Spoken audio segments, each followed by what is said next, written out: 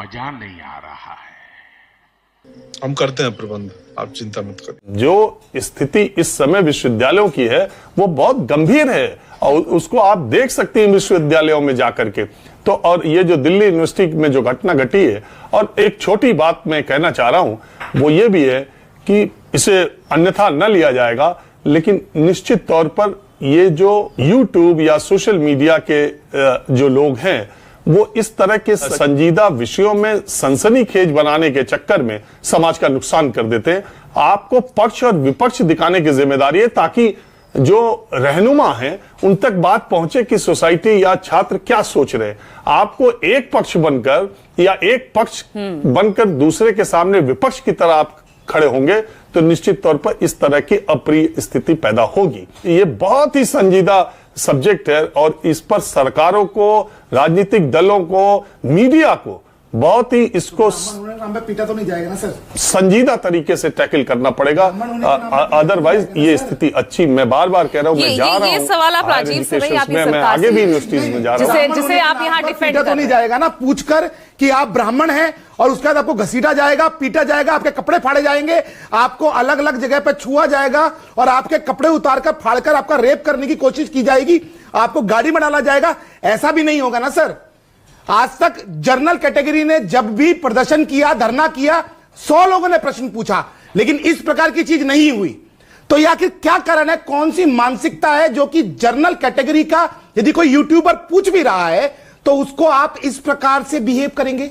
ये बहुत सरप्राइजिंग है। और एक और चीज क्लियर कर दूं 20 सेकंड सिर्फ। हाँ। राजीव जी, मैं आपको एक एक्ट की याद दिला रहा हूं, आप बहुत पढ़े लिखे हैं।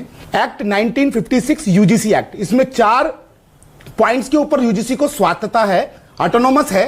एक है अपॉइंटमेंट्स, एक है एंटी रैगिंग, डिस्क्रिमिनेशन और डिस्टेंस लर्निंग।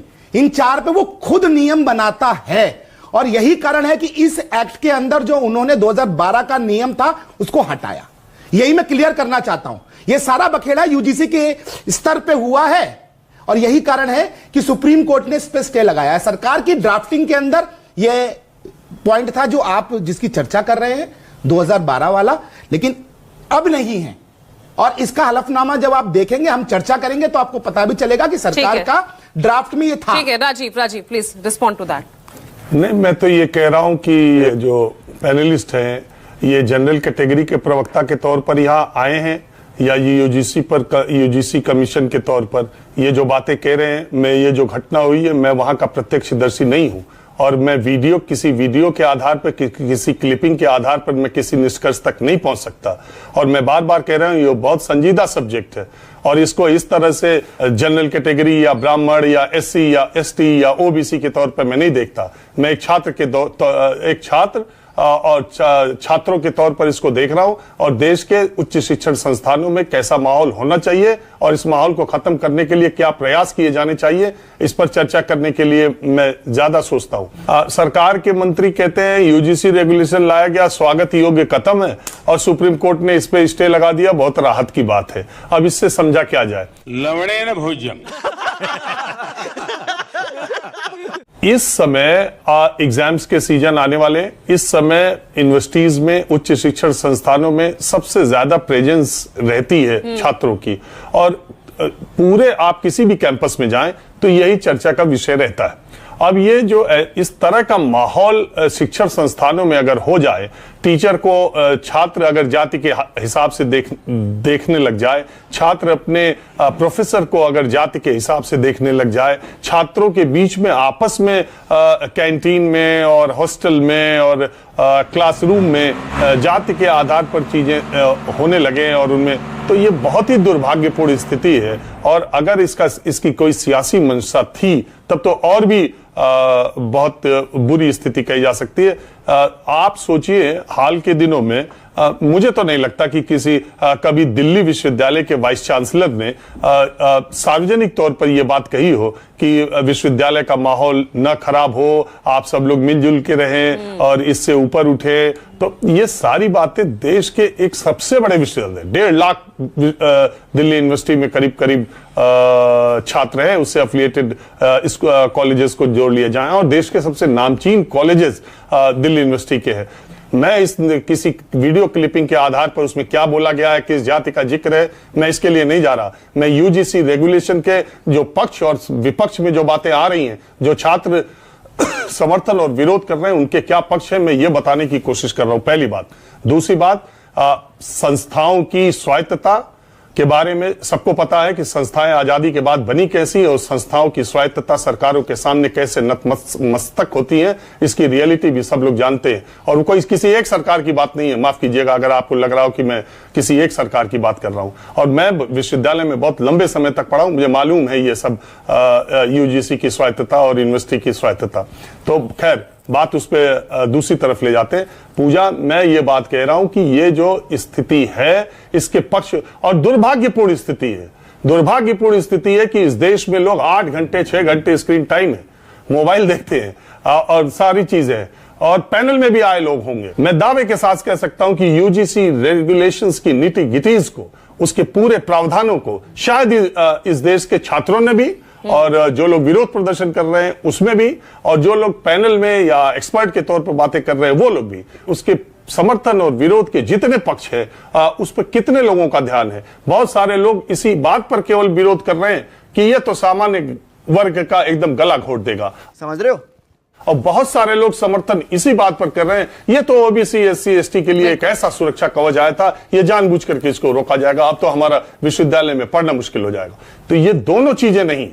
ये स्थिति अगर दिल्ली विश्वविद्यालय जैसी संस्था का है तो आप सोचिए दूसरे विश्वविद्यालयों में इसको किस तरीके से देखा जा रहा होगा।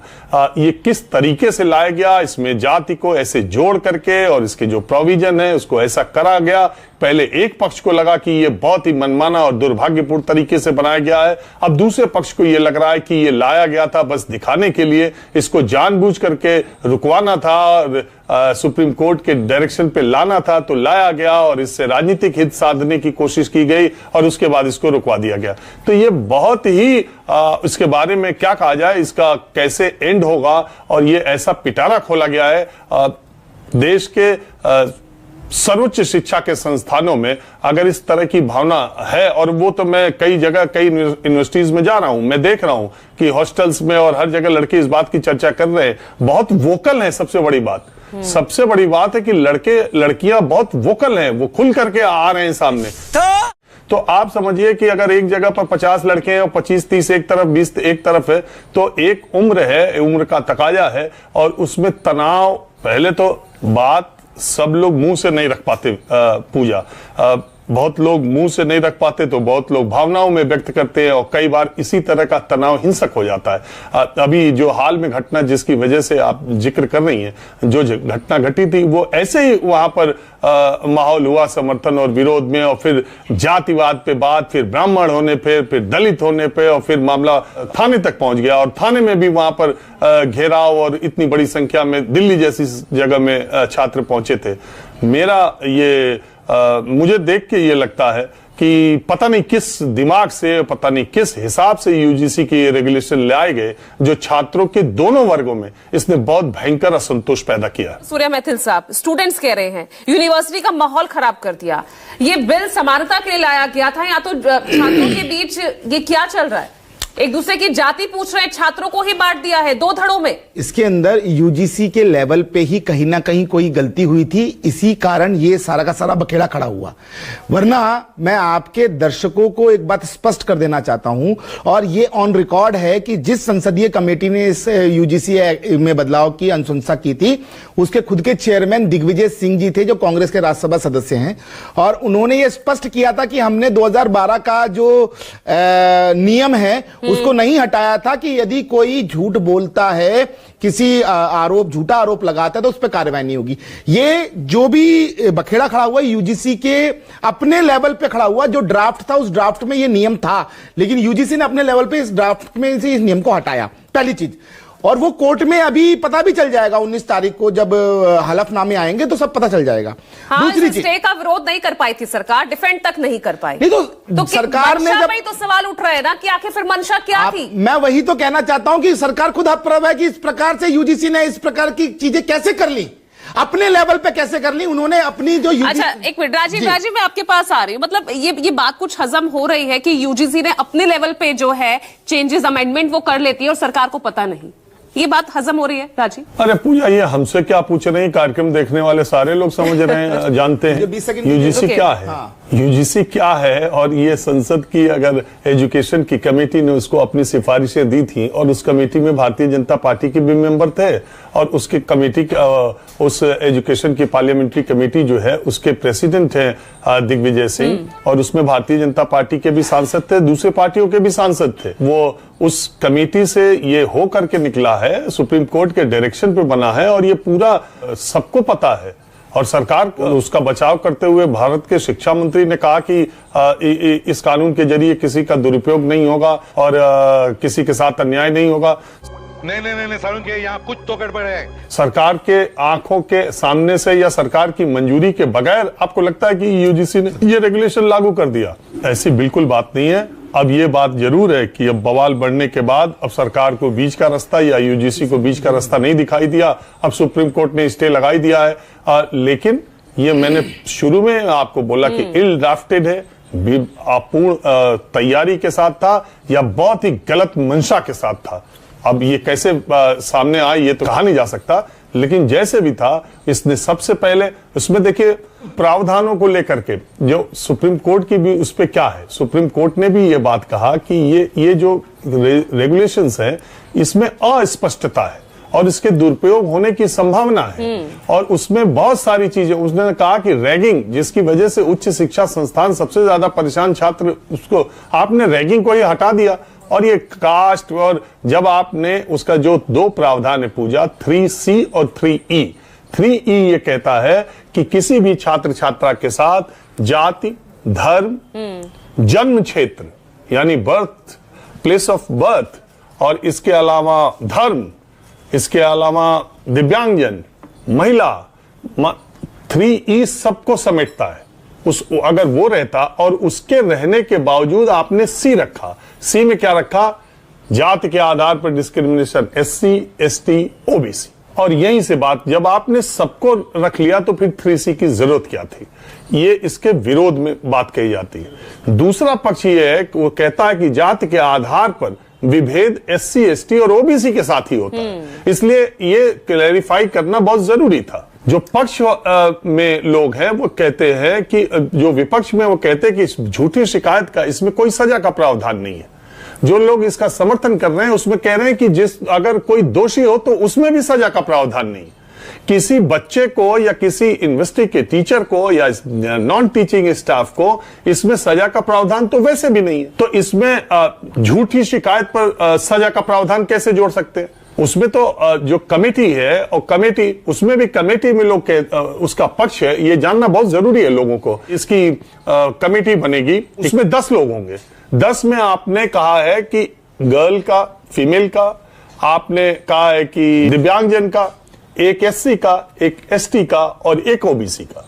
ये 5 का रिप्रेजेंटेशन होना जरूरी है। तो जनरल जो लोग इसका विरोध कर रहे हैं कह रहे हैं 5 तो जरूरी है और 10 में 3 और भी हो सकते हैं, 2 और भी हो सकते हैं। तो जनरल कैटेगरी के लोगों का रिप्रेजेंटेशन इक्विटी कमेटी में कहां है?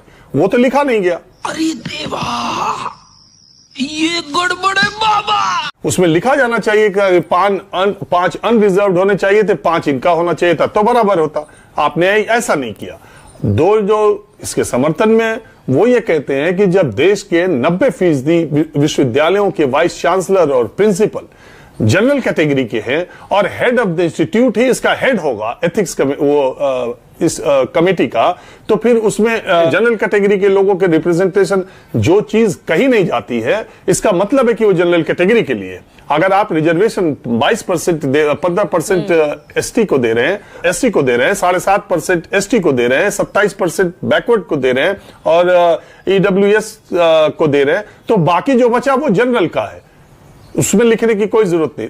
तो क्या है कि स्पष्टता नहीं थी। इसके अलावा पूजा, जाति भारत की एक कड़वी हकीकत है और अगर आप देखें तो विद इन SCs भी बाइफर्केशन है, OBCs में भी बाइफर्केशन है, OBCs में भी कुछ ताकतवर जातियां हैं जो दूसरे ओबीसी, तो विद इन ओबीसी अगर शोषण हो रहा, उत्पीड़न हो, तो उसका आपने क्लासिफिकेशन कहां किया?